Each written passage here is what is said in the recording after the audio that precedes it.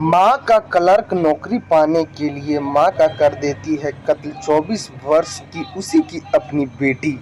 और इसमें टोटल 7 लोग शामिल होते हैं। 7 लाख का सुपारी होता है, लेकिन इस 7 लाख के अलावा 5 बीघा जमीन की बात होता है, जो कि लड़की के ताऊ और उसका लड़का को लिख देती है यह लड़की। लेकिन यह काम करने में कामयाब नहीं हो पाती है लड़की, और इसका भांडा फूट जाता है। और पुलिस पूछताछ में लड़की कबूल करती है कि हाँ, हमने अपनी मां का कत्ल 7 लाख सुपारी देकर करवाई है। कहानी को पूरा सुनने के लिए वीडियो पर बने रहे। हाँ तो नमस्कार, आप देख रहे हैं द रियल क्राइम, मैं आपके साथ रंजीत साहू।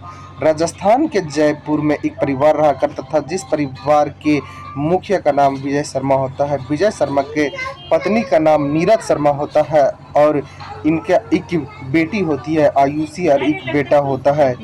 जो विजय शर्मा होते हैं वह हाई कोर्ट में क्लर्क के काम किया करते थे, और विजय शर्मा के पिछले साल ही अचानक मौत हो जाता है, और मौत होने के बाद घर में दुखों का पहाड़ टूट जाता है। लेकिन विजय शर्मा का जो नौकरी था वह घर के ही कोई सदस्य को मिलने वाला था। तो जो विजय शर्मा की पत्नी होती है नीरज शर्मा, वह सीधा बोल देती है कि यह नौकरी हमें नहीं, हमारी बेटी आयुषी को दे दिया जाए, इसलिए कि हमारी बेटी वह नौकरी के हकदार भी है। और यह बात जो इसकी नीरज शर्मा थी, वह अपना भाई को बताती है कि मैं अपना पति का नौकरी अपना बेटी को देना चाहता हूँ। तो जो नीरज शर्मा के भाई होता है वह बोलता है कि नहीं, यह नौकरी तुम्हें उसे देने की ज़रूरत नहीं है, तुम यह नौकरी खुद से करो। नीरज शर्मा को बोलता है उसका भाई, इसलिए कि जो नीरज शर्मा के एक छोटा बेटा था वह मानसिक रूप से बीमार था, और उसे हॉस्पिटल लेके जाना पड़ता था सप्ताह में या तो 15 दिन पर। वहाँ उसको फिजियोथेरेपी होता था और भी कई तरह के जांच होता था। और उसका भाई सीधा बोलता है कि अभी तुम्हारा उम्र बचा हुआ है, और तुम्हें अपना जीवन भी देखना है, अब तुम्हें पैसा देने वाला कोई है नहीं। नीरज शर्मा को फिर लगता है कि यह नौकरी हमें ही करना चाहिए। उसके बाद नीरज शर्मा ही यह नौकरी के लिए अपने बेटी आयुषी शर्मा से बोलती है कि ये बेटी से यह नौकरी मैं ही करूँगा। उसके बाद उसी दिन से नीरज शर्मा और आयुषी शर्मा के बीच दुश्मनी हो जाता है। नीरज शर्मा की माँ थी, वह हमेशा अपने बच्चे को आगे बढ़ते हुए देखना चाहती थी, लेकिन उसका छोटा बेटा बीमार होने की वजह से यह कदम उठाना पड़ा था उसको। लेकिन यह कदम उठाने से यह जो आयुषी थी उसके ऊपर काफ़ी बड़ा सदमा पहुंचा था, इसलिए कि वह यही अपने मन में ठान ली थी कि यह नौकरी करके हमें अब अपना जीवन में कोई तरह का संकट दिक्कत होगा नहीं। और कुछ वक्त बीतने के बाद नीरज शर्मा जो क्लर्क का काम था वह ज्वाइन कर लेती है, और वह ड्यूटी पे आने जाने लगती है। लेकिन यह चीज़ आयुषी को नागवार गुजरता है, और वह अपने माँ के बारे में गलत गलत सोचने लगती है। और वहीं उसका 2 घर होता है। नया वाला घर में सारे फैमिली रहा करते थे, और एक पुराना घर था जिस पे ताला लगा रहता था।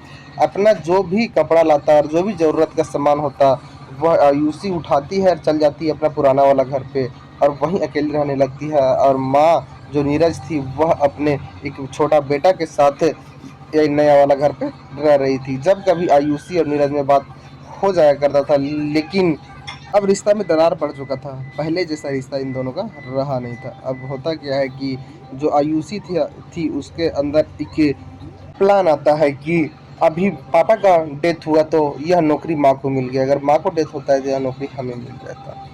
और यह बात उसका दिमाग में घर कर जाता है, और वह तरीका ढूंढने लगती है। ऑनलाइन में भी कई जगह सर्च करती है कि माँ को किस तरह से मारा जाए, और मारने के बाद क्या रूप दिखाया जाए जिससे यह जो कत्ल होगा वह हमारे ऊपर इसका इल्ज़ाम नहीं आएगा।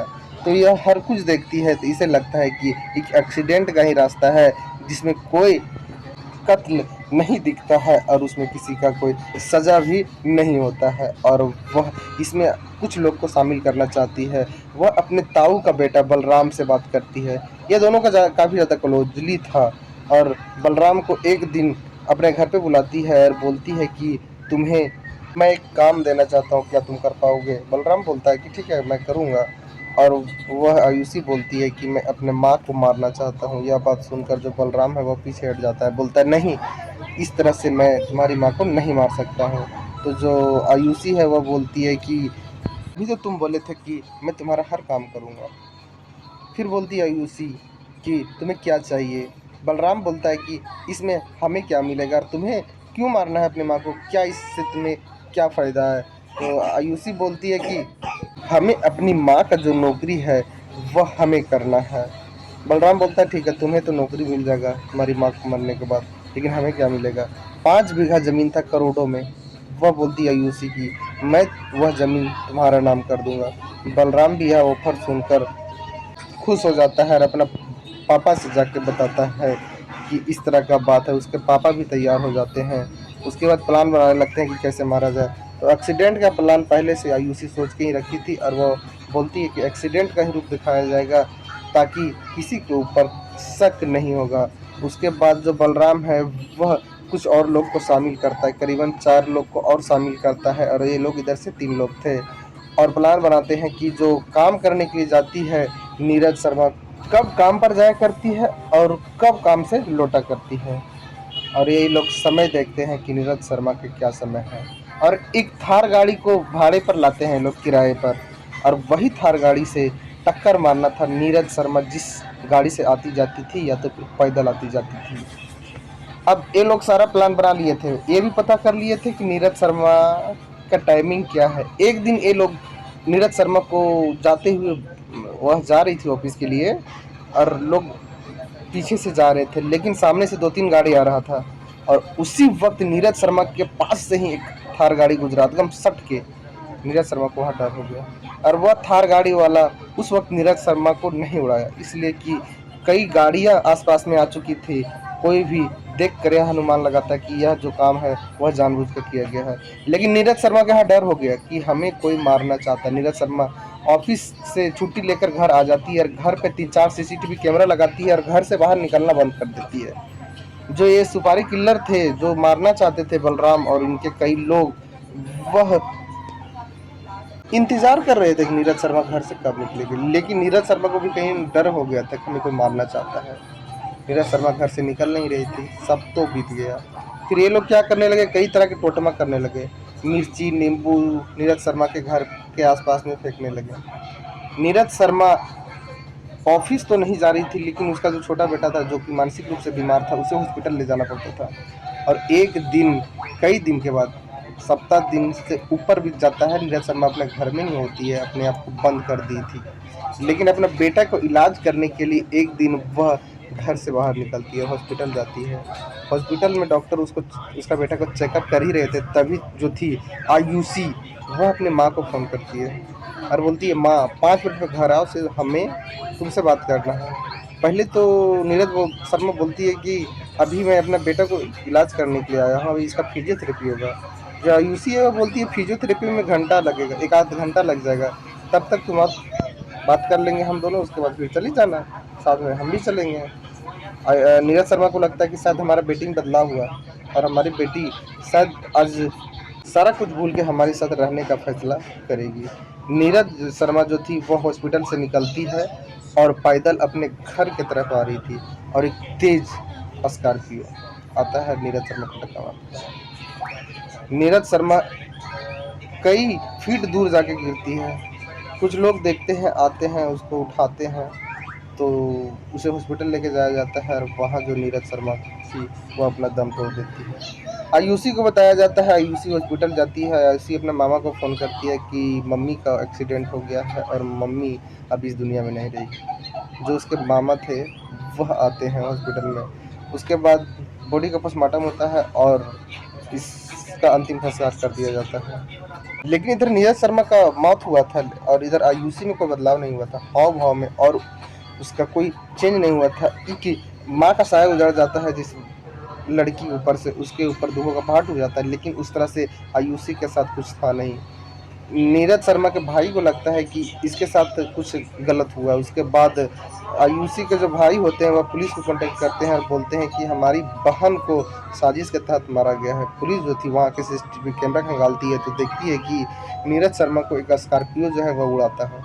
लेकिन वह स्कॉर्पियो के पास के जब सीसीटीवी कैमरा खंगाला जाता है तो वहाँ देखा जाता है कि स्कॉर्पियो कई घंटा से वहाँ खड़ा था और उसको एक बाइक वाला इशारा करता है, तब स्कॉर्पियो वहाँ से चलता है। और आगे का रास्ता पूरा खाली था। वहाँ स्कॉर्पियो का जाने का काफ़ी रास्ता था, लेकिन वह महिला को साइड में जाकर मारता है। पुलिस को शक होता है, स्कॉर्पियो का पता करती है पुलिस। स्कॉर्पियो जिसका नाम से रजिस्टर था उसके घर पहुंचती है। स्कॉर्पियो घर में ही होता है। उसके मालिक से पूछा जाता है तो उसका मालिक बताता है कि व्यक्ति हमसे 35,000 रुपये में किराए पर ले गया था कुछ दिन के लिए। और उसके बारे में पूछा जाता है तो वही गांव का एक व्यक्ति निकलता है। उससे जब पूछताछ किया जाता है तो वह बोलता है कि हमें एक दूसरे व्यक्ति किराए पर बुलाया था। वहाँ जाया जाता है तो वही फिर बलराम, उसका पापा और भी जो लोग थे उन लोग को पुलिस पकड़ती है, थाने लाती है और इन लोग से पूछताछ जब करती है तो फिर आयुषी का नाम सामने आता है। सभी को जब आमने सामने खड़ा करके पूछा जाता है तो ये लोग अपना जुर्म कबूल करते हैं और बोलते हैं हाँ, हम ही लोग का यह प्लान था। आयुषी को गिरफ्तार कर लेती है पुलिस। जितना भी इसमें इन्वॉल्व थे लोग, उन लोग को पुलिस गिरफ्तार कर लेती है। अब आयुषी और इन लोग के ऊपर मुकदमा चलेगा। अब आयुषी को खैर नौकरी मिलेगा नहीं, और अब आयुषी तो जेल में रहेगी, लेकिन इसका जो छोटा भाई है उसका जो है जीवन अपन अब कहीं ना कहीं खराब होते हुए दिख रहा है। आयुषी को इस इतना बड़ा कांड हो गया, लेकिन उसके चेहरे पर कोई सितम नहीं था, पछतावा नहीं था कि मेरी माँ का मौत हुआ है और यह मौत का जो गुनहगार है वह हम है। वहाँ पुलिस पूछताछ की, मीडिया वाला पूछताछ की तो उसके अंदर और उसी के फेस के अंदर कोई भाव नहीं था, दुख नहीं था। आयुषी बस ठान ली थी कि मेरी माँ हमें मारना है और वही वह करती है, इसीलिए उसके चेहरे पे भाव नहीं था। और कई दिनों से वह प्लानिंग बना रही थी, हर रोज चाहती थी, जल्दबाजी में भी चाह रही थी कि वो हमारी माँ मर जाए। आयुषी जी है वह पढ़ी लिखी एक लड़की है, वह काफ़ी तेज दरार लड़की थी और पैसा का भी कोई तरह का दिक्कत नहीं था, करोड़ों में इसका प्रॉपर्टी था, लेकिन इतना कुछ होते हुए भी इतना बड़ा कदम उठाने उठा लेती है आयुषी। अब खैर कोर्ट क्या सज़ा देती है आयुषी को, लेकिन आयुषी अपना कहीं न कहीं जीवन जो बेहतर करने के लिए अपने माँ को मार देती है।